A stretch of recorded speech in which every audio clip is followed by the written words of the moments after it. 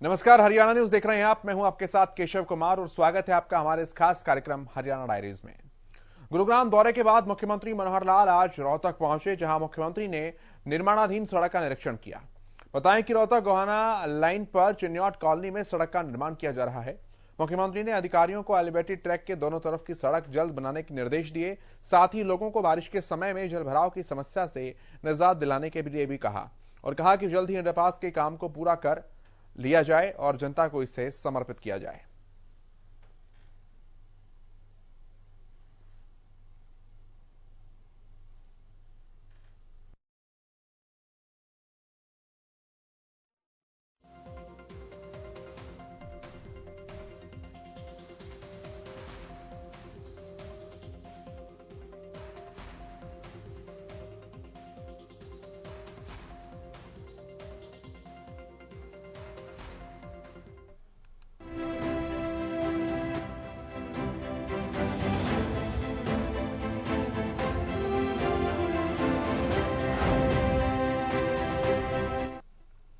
और हरियाणा में योग दिवस को लेकर तैयारियां पूरी कर ली गई हैं।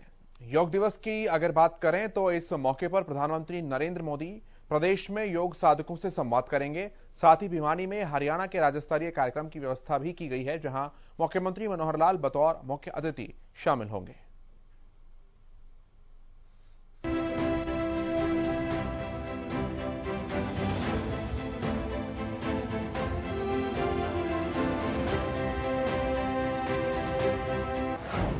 जीवन में शामिल होगा योग।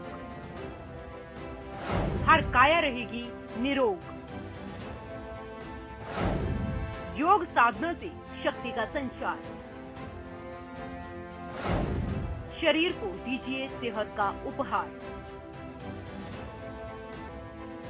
मन को शांति और शरीर को तंदुरुस्ती देने वाली योग साधना हिंदुस्तान की धरती से दुनिया भर में पहुंची है। ऋषि मुनियों के काल से भारत योग साधना के गुणों को अपनाए हुए है। अपने इस साधना की बदौलत भारत दुनिया भर में योग गुरु कहलाता है। बदलते समय के साथ योग के इस महत्व को दुनिया ने भी समझा है। जब भाग दौड़ भरी जिंदगी में सेहत का साथ छूटता जा रहा है, तो देश और दुनिया के लोग योग को अपना रहे हैं। योग के गुणों को जन जन तक पहुंचाने के लिए दुनिया भर में 21 जून को योग दिवस मनाया जाता है। योग दिवस के लिए भारत ने महीनों पहले तैयारी शुरू कर दी थी। 13 मार्च को योग दिवस का काउंटडाउन शुरू हुआ था, जो अब पूरा हो रहा है। इस बीच कई योग कैंप के जरिए लोगों के बीच जागरूकता फैलाई थी। हम जानते हैं कि योग विद्या ये हजारों वर्ष पुरानी है। हमारे ऋषियों ने, मुनियों ने इसको किस प्रकार से विकसित किया और कैसे एक स्वस्थ शरीर, एक स्वस्थ शरीर के साथ साथ एक निरोगी काया, एक अविचल मन, एक स्थिर बुद्धि के शरीर को किस प्रकार से साधना ये आवश्यक है। ये एक मूल मंत्र योग को हमने अपनाया अपने जीवन में।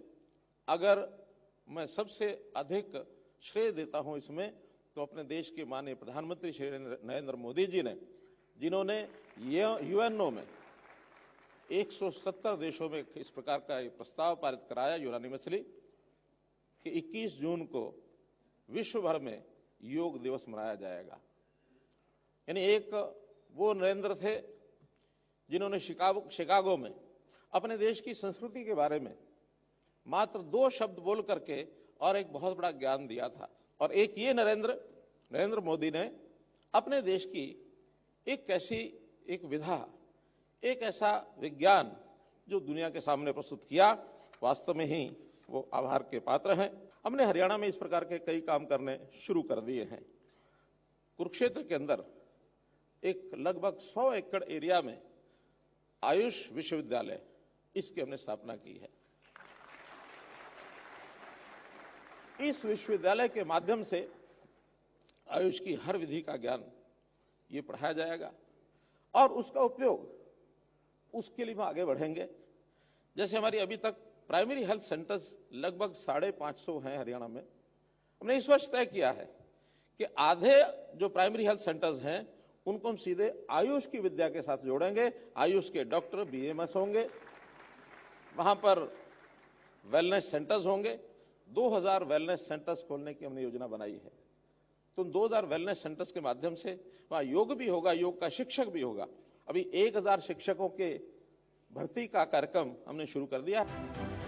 इस योग दिवस के लिए हरियाणा में खास तैयारी की गई है। देश के अमृत महोत्सव काल में देश भर की 75 ऐतिहासिक जगहों को योग दिवस पर कार्यक्रम के आयोजन के लिए चुना गया है। इन जगहों में हरियाणा का ब्रह्म सरोवर और राखीगढ़ी भी शामिल है। दोनों ही जगहों पर योग साधकों के लिए व्यापक तैयारियां की गई है। इन तैयारियों की एक खास वजह ये भी है कि यहाँ से आयोजित कार्यक्रमों में शामिल होने वाले साधकों से प्रधानमंत्री नरेंद्र मोदी वीडियो कॉन्फ्रेंसिंग के जरिए संवाद करेंगे। कुरुक्षेत्र के आइकॉनिक साइट पर अंतर्राष्ट्रीय योग दिवस कैसे आयोजित हो, उसकी पूरी रूपरेखा, उसकी कार्य योजना को अंतिम रूप माननीय मुकुल जी के साथ, आदरणीय उपायुक्त महोदय के साथ बैठकर हम सब लोगों ने दिया। भारतीय योग संस्थान, पतंजलि योग समिति, भारत स्वाभिमान, अनेक संस्थाएं मिलकर इस कार्यक्रम को आयोजित कर रही हैं। योग संस्थाओं का जहां योगदान रहेगा, वहां industry, PSUs, police department, education department, sports department, सबका योगदान आयुष विभाग को मिल रहा है। आयुष विभाग और जिला प्रशासन इस कार्यक्रम को अति उत्तम तरीके से करने जा रहा है। कुरुक्षेत्र की जनता धर्मपरायण जनता है और ये योग भूमि है, योगेश्वर भगवान श्री कृष्ण की भूमि है। यहाँ से जो संदेश जाएगा पूरा विश्व उसको सुनेगा। कुरुक्षेत्र में बीइंग आइकॉनिक प्लेस, जो पूरे देश में 75 स्थानों का चयन हुआ है, उसमें ब्रह्म सरोवर पर इंटरनेशनल योगा डे को सेलिब्रेट किया जाएगा, जिसके अंदर 5000 से भी अधिक लोगों के भाग लेने को हम एक्सपेक्ट कर रहे हैं। योग दिवस के मौके पर मुख्यमंत्री मनोहर लाल भिवानी से योग साधना को लेकर जागरूकता का संदेश देंगे, जहां योग दिवस के राज्य स्तरीय कार्यक्रम का आयोजन किया जा रहा है, जिसे लेकर सभी तैयारियां पूरी कर ली गई हैं। राज्य स्तरीय योग दिवस कार्यक्रम में कम से कम 10,000 योग साधक एक साथ योग करेंगे। पीएम के साथ साथ अन्य जन प्रतिनिधि भी अलग अलग जिलों में आयोजित होने वाले कार्यक्रम में हिस्सा लेंगे। बहुत अच्छा प्रोग्राम है, शारीरिक अच्छा रहता है योग करने से। सीएम साहब आ रहे हैं, ऐसी इन्फॉर्मेशन अभी तक हमारे पास आई है और बहुत ही उत्साहदायक ये कार्यक्रम रहेगा। कितना अच्छा लगता है, देश के प्रधानमंत्री खुद जो कैसे जुड़ेंगे, लोगों से बात करेंगे, आप खिलाड़ियों से बात करेंगे। बहुत अच्छा लगेगा और पहली बार यहाँ पे आ रहे हैं हम तो देखो पहली बार ही मिल रहे हैं, ठीक है, और इन सभी बच्चों के बीच में आके वो कुछ विचारधारा अपनी बताएंगे, हम भी अपनी विचारधारा शायद रख सकेंगे। बहुत बढ़िया कार्यक्रम है। और कौन लोग पूछ रहे हैं, कैसा महसूस करते हैं? मुख्यमंत्री हमारे यहाँ पे आ रहे हैं, बहुत अच्छा महसूस हो रहा है। इंटरनेशनल योग दिवस पूरे स्टेट लेवल पे जो मेन फंक्शन है, इस बार डिस्ट्रिक्ट भिवानी को चुना गया है और इसके लिए जो भी कार्रवाई करनी है, बिकॉज इसमें हमारे पास जो नंबर आ रहा है डिस्ट्रिक्ट के लिए, वो तकरीबन 10,000 हमारे पार्टिसिपेंट्स होंगे और 10,000 पार्टिसिपेंट्स के लिए योग की व्यवस्था, और ताकि ये एक स्टेट लेवल फंक्शन को हम अच्छी तरह संपन्न कर सके, पूर्ण कर सके। और कुछ ना कुछ ये भी कोशिश की जा रही है कि कहीं ना कहीं इस तरह का जो इस बार हम योग दिवस पे योगा करेंगे या इसके साथ जो एक लिंक्ड फंक्शन करेंगे, वो एक अपने आप में कुछ ऐसी चीज़ हो जो पहले कभी कहीं पर किसी ने दिखाई ना हो। तो हमारी कोशिश है और हम ये सुनिश्चित करेंगे कि ये इस बार जो इंटरनेशनल योग दिवस है, ये ना केवल प्रदेश में बल्कि ये इसका नेशनल लेवल पर भिवानी की और हमारे प्रदेश की चर्चा हो। योगा दिवस पे स्टेट लेवल का प्रोग्राम भिवानी में आयोजित होगा, इसमें लगभग 10,000 बच्चों के पार्टिसिपेशन एक साथ योगा करेंगे और स्टेट लेवल प्रोग्राम की सारी तैयारियां अभी हो चुकी है। तो एक बच्चों को और जनता को जागरूक करना है योगा के महत्व के बारे में। इसके अलावा प्रधानमंत्री साहब का प्रोग्राम है, वो लाइव होगा और सभी लोग जो यहाँ पे पार्टिसिपेंट हैं उसको देखेंगे, उसके बाद ही योगा की प्रक्रिया यहाँ पे स्टार्ट होगी। योग को लोग अपनी जीवन शैली में शामिल करें, इसके लिए हरियाणा सरकार जागरूकता का प्रयास करती रही। एक बड़े कदम के रूप में खेलो इंडिया में भी योग को शामिल किया गया है, जहां खिलाड़ियों ने योगासन की कलाओं के जरिए अपनी प्रतिभा दिखाई। अब एक बार फिर योग दिवस पर लोगों के बीच युवा अपनी इस प्रतिभा की झलक दिखाएंगे और लोगों को योग को अपनाने के लिए प्रेरित करेंगे। सरकार के इस अभियान में सक्रिय भूमिका निभाने वाले योग शिक्षक और सामाजिक संस्थाओं को भी योग दिवस के मौके पर सम्मानित किया जाएगा। हरियाणा में योग दिवस की तैयारियों को अंतिम रूप देते हुए अधिकारियों के मार्गदर्शन में कई जगहों पर छात्रों के लिए मैराथन दौड़ आयोजित की गई और लोगों को योग दिवस को लेकर जागरूक किया गया। यानी ये तो तय है कि अगर आप सेहत के लिए कुछ समय निकालेंगे तो बीमारियां आपके पास नहीं आएंगी। कोरोना काल के बाद सेहत को लेकर संजीदा रहने की जरूरत ज्यादा महसूस की गई है, क्योंकि इस संक्रमण ने सेहत को चुनौती देकर लोगों को सचेत किया है और सेहतमंद जीवन के लिए योग सबसे आसान साधन है।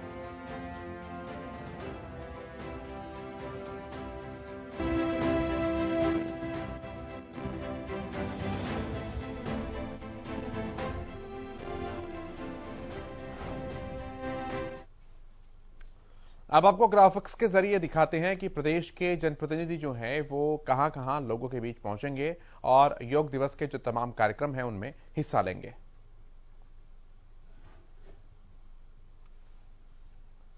देखिए, भिवानी के कार्यक्रम में मुख्यमंत्री मनोहर लाल सबसे पहले खुद शिरकत करने जा रहे हैं। तो वहीं जींद के योग दिवस में डिप्टी सीएम दुष्यंत चौटाला पहुंचेंगे। इसके अलावा अगर बात की जाए गृहमंत्री अनिल विज की, तो वो अंबाला के योग दिवस में शामिल होने के लिए जा रहे हैं। पंचकुला के कार्यक्रम में स्पीकर ज्ञानचंद गुप्ता शामिल होंगे। सब लोग अपनी अपनी कॉन्स्टिट्यूएंसी के कार्यक्रम में ही जा रहे हैं अगर देखा जाए तो वहीं रणवीर गंगवा की अगर बात की जाए तो वो फरीदाबाद पहुंच रहे हैं योग दिवस के कार्यक्रम में शामिल होने के लिए। चरखी दादरी के कार्यक्रम में सांसद धर्मवीर सिंह पहुंचेंगे और फतेहाबाद का जो कार्यक्रम है वहां पर कैबिनेट मंत्री देवेंद्र बबली वो शामिल हो रहे हैं। कृषि मंत्री जेपी दलाल की अगर बात की जाए तो वो गुरुग्राम आ रहे हैं और यहां पर योग दिवस में शामिल होंगे। सांसद विजेंद्र सिंह वो हिसार पहुंच रहे हैं योग दिवस के कार्यक्रम में शामिल होने के लिए। केंद्रीय राज्य मंत्री कृष्णपाल गुर्जर की अगर बात की जाए तो वो हिसार पहुंच रहे हैं, वो यहां के कार्यक्रम में शामिल होंगे। सांसद अरविंद शर्मा वो झज्जर के कार्यक्रम में शामिल होने के लिए पहुंचेंगे। शिक्षा मंत्री कंवरपाल गुर्जर की बात की जाए अपने गृह क्षेत्र यमुनानगर में पहुंचेंगे, वहीं कार्यक्रम में हिस्सा लेंगे। राज्य मंत्री कमलेश ढांडा की बात की जाए तो वो कैथल के कार्यक्रम में शामिल होने के लिए पहुंचेंगी। सांसद संजय भाटिया वो करनाल के योग दिवस कार्यक्रम का हिस्सा होंगे, करनाल पहुंच रहे हैं संजय भाटिया। केंद्रीय राज्य मंत्री राव इंद्रजीत सिंह की बात करें तो वो पहुंच रहे हैं कुरुक्षेत्र। कैबिनेट मंत्री ओम प्रकाश यादव की अगर बात करें तो वो नारनौल में मौजूद रहेंगे और यहां के योग दिवस के कार्यक्रम में शिरकत करेंगे। श्रम और रोजगार मंत्री अनूप धानक वो नूह में पहुंचेंगे और यहां पर शामिल होंगे। पलवल में परिवहन मंत्री मूलचंद शर्मा वो खुद उपस्थित रहेंगे।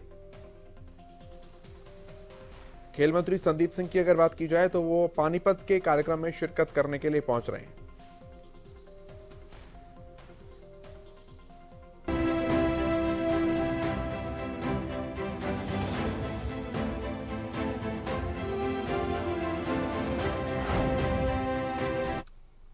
21 जून को होने वाले अंतर्राष्ट्रीय योग दिवस को लेकर हरियाणा में जिला स्तर पर भी तैयारियां पूरी कर ली गई हैं। कहीं योग दिवस को लेकर स्कूल्स और यूनिवर्सिटीज में रिहर्सल की गई तो कहीं मैराथन निकाली जा रही है। इसी कड़ी में हरियाणा के पलवल और बल्लभगढ़ में मैराथन दौड़ का आयोजन किया गया। वहीं भिवानी में योग दिवस कार्यक्रम को लेकर फाइनल रिहर्सल की गई।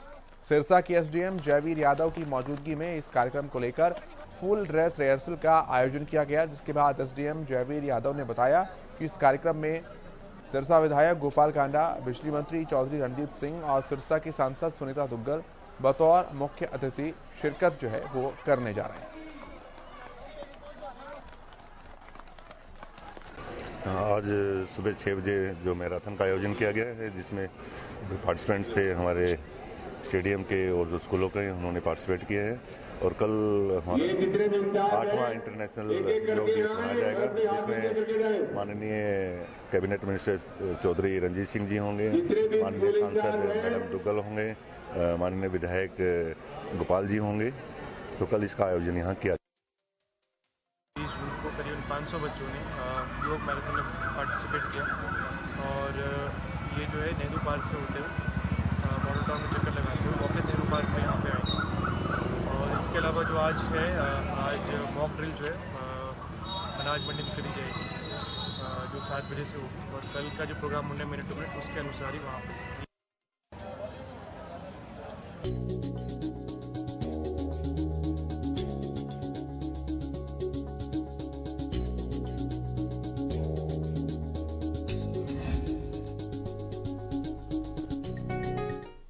मुख्यमंत्री मनोहर लाल ने विश्व के सबसे नन्हे पर्वतारोही को प्रशंसा पत्र देकर उसके उत्साह को बढ़ाया।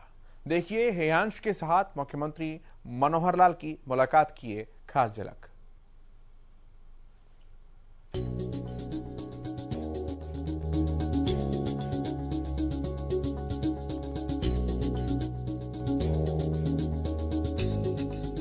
यूं जमीन पर बैठकर क्यों आसमान देखता है, पंखों को खोल जमाना सिर्फ उड़ान देखता है। परिवार से मिली इस सीख को हेयांश ने अपनी मेहनत में शामिल कर लिया। अपने नाम पर सबसे नन्हे पर्वतारोही होने का रिकॉर्ड बनाया। 3 साल के नन्हे हेयांश के हौसले को देखकर कहा जा सकता है कि प्रतिभा किसी उम्र की मोहताज नहीं होती। हेयांश ने अपने साहस के दम पर सबसे छोटी उम्र में 5364 मीटर की माउंटेन क्लाइंबिंग का रिकॉर्ड बनाया। जिस उम्र में बच्चे शरारत और मस्ती में मशगूल रहते हैं, उस उम्र में गुरुग्राम के बाबड़ा बाकीपुर गांव में रहने वाले हेयांश कुमार ने माउंटेन चढ़ने की तैयारी शुरू कर दी थी। महज 3 वर्ष 7 महीने की उम्र में 5364 मीटर की ऊंचाई पर तिरंगा फहराकर नया रिकॉर्ड बनाया।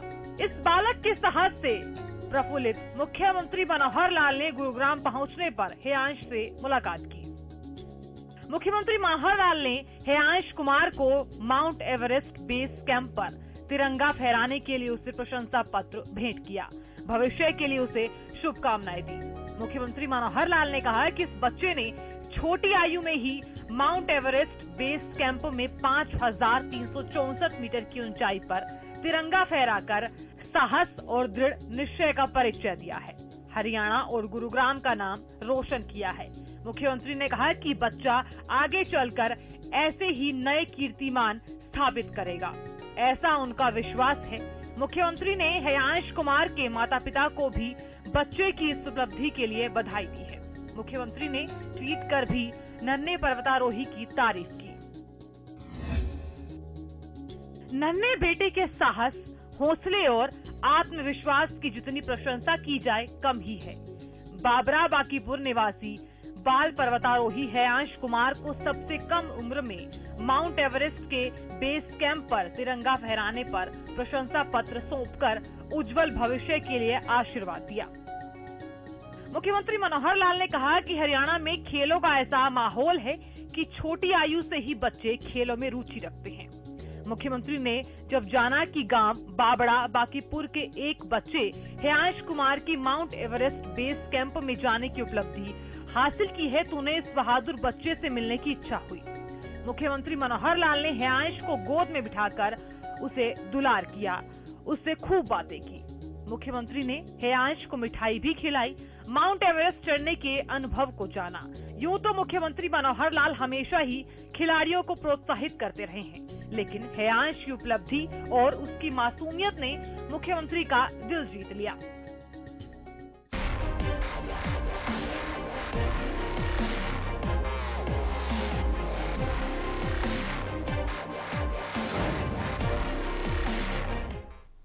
मुख्यमंत्री मनोहर लाल ने गुरुग्राम में जाट समाज के लोगों को सामुदायिक भवन के लिए 2000 गज की जमीन अलॉट की है।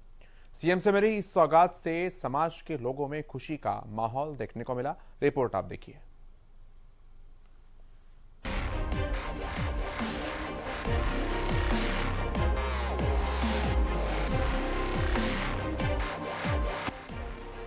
मुख्यमंत्री मनोहर लाल का गुरुग्राम दौरा जाट समाज के लिए खुशी का पल लेकर आया।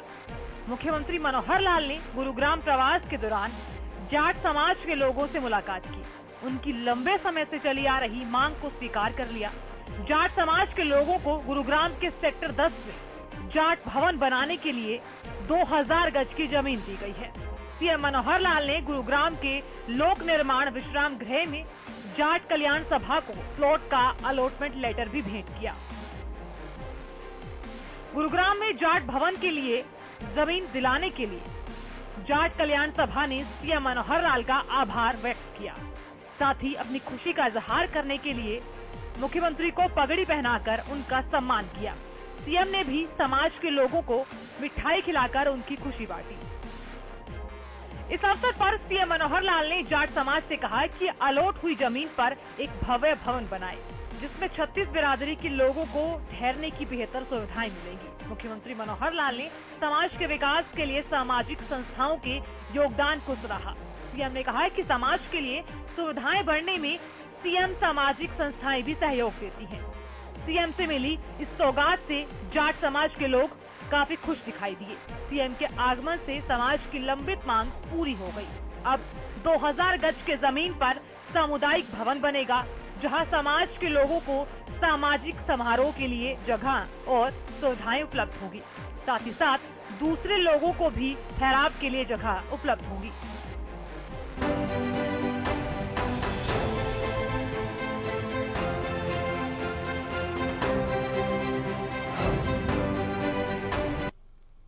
हरियाणा में विभिन्न विभागों में कॉन्ट्रैक्ट पर काम कर रहे कर्मचारियों के वेतन का भुगतान अब हरियाणा कौशल रोजगार निगम के ऑनलाइन पोर्टल के माध्यम से सीधे उनके खातों में किया जा रहा है। क्या कुछ पूरा प्लान है, ये रिपोर्ट आप देखिए।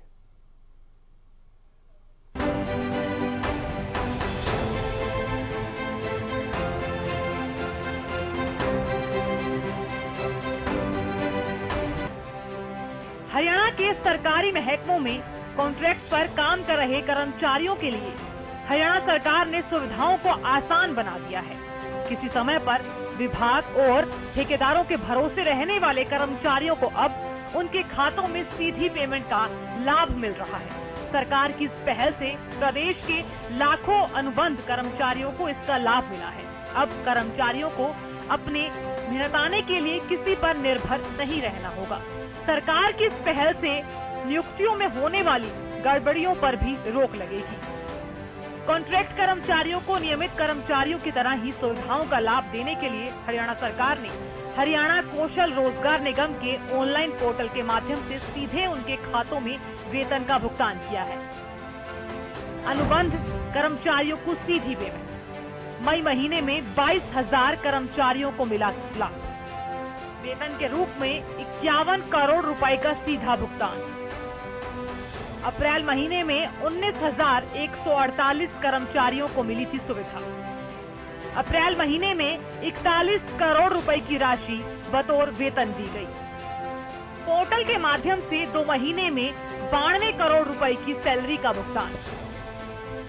विभाग से मिली जानकारी के अनुसार कर्मचारियों का डेटा हरियाणा कौशल रोजगार निगम पर डाल दिया गया है।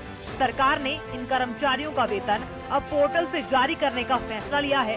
अभी तक अलग अलग विभाग के मुख्यालयों से ही वेतन जारी हो रहा था, लेकिन अब नई व्यवस्था में पोर्टल से वेतन दिया जाएगा। सरकार जिस रफ्तार में तकनीक का इस्तेमाल कर सुविधाओं को सरल कर रही है, इसका पूरा फायदा समाज के हर वर्ग को मिल रहा है।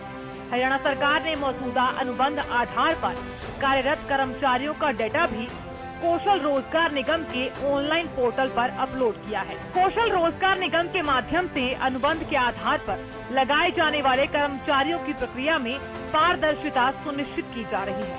सरकार की इस पहल से सामाजिक आर्थिक रूप से वंचित उम्मीदवारों को भी निष्पक्ष मौका मिल पाएगा।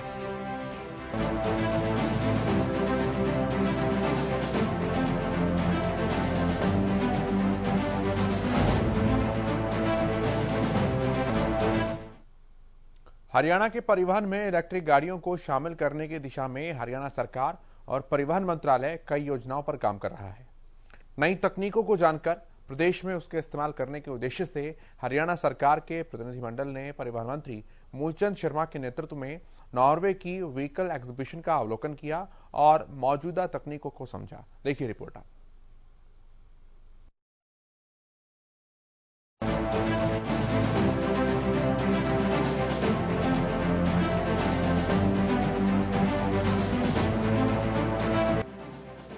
हरियाणा में प्रकृति की देखभाल को लेकर सजग प्रदेश सरकार पर्यावरण की सुरक्षा को लेकर कई कदम उठा रही है।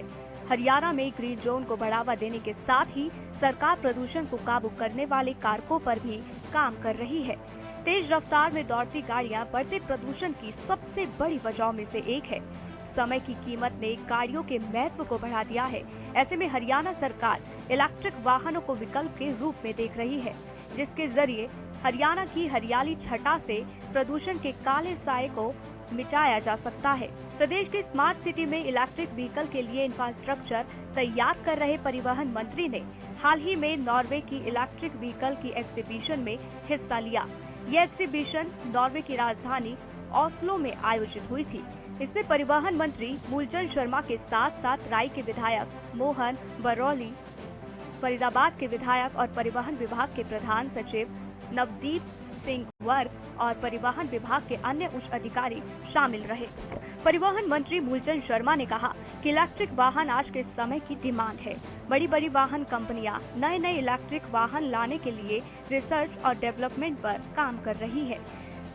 इलेक्ट्रिक वाहन निर्माण में जितनी ज्यादा कंपनियां आएंगी, इससे गाड़ियों की कीमतों में कमी होगी और ये गाड़ियां किफायती दाम पर उपलब्ध होंगी।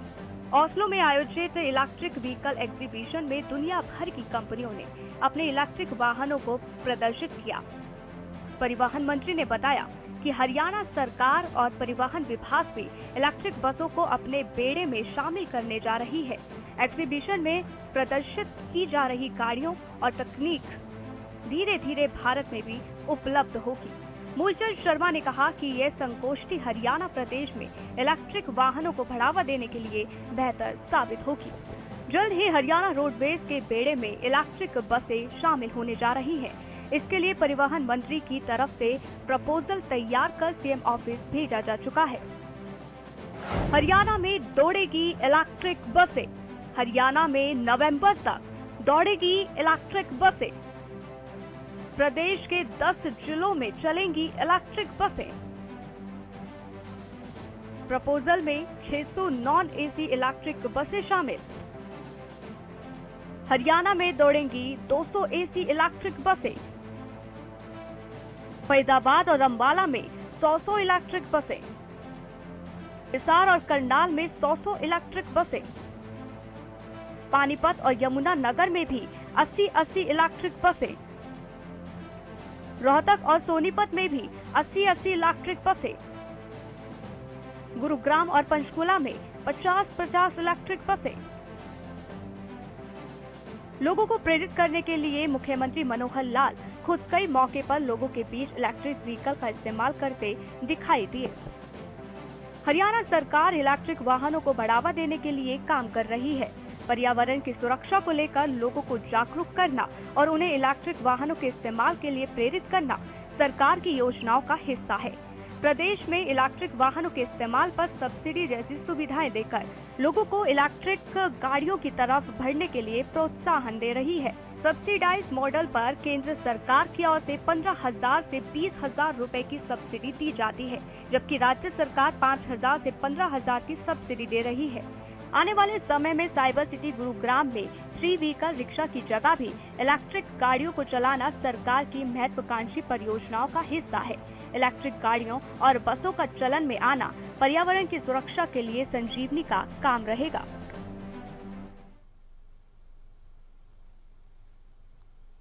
और हरियाणा डायरीज में आज इतना ही। आप देखते रहिए हरियाणा न्यूज।